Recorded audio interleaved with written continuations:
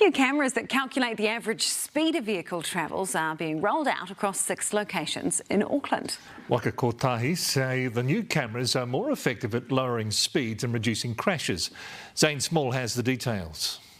2 cameras at separate locations on the same stretch of road, working in sync to calculate a vehicle's average speed. Tickets are only issued if the average speed over that entire distance exceeds the legal limit. It's the new generation of speed cameras being rolled out by the New Zealand Transport Agency. Northland already has one on State Highway 1, and now they're coming to the big smoke after a trial by Auckland Transport. The trials just reinforce the need to have these cameras, and the locations we've chosen I think are going to deliver a real benefit for the community. 6 of these new generation cameras will be installed on roads across Auckland that are considered to have a high crash risk, including here on Kahikatea Flat Road in Dairy Flat.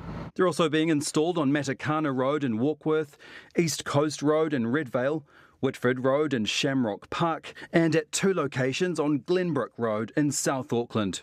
A recent law change by the Labour government enabled the use of the camera technology. They've pushed through this legislation to bring in these point-to-point speed cameras.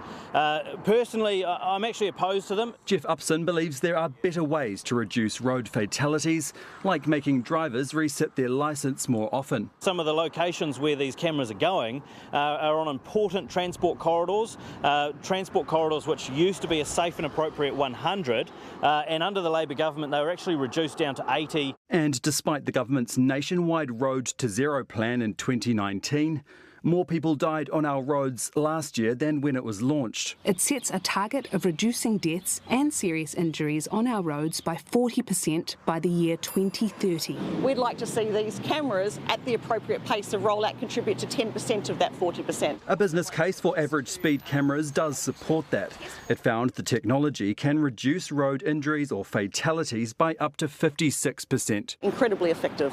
If that's the case, then perhaps these new cameras could finally get us on the road to zero. Zane Small, Newshub.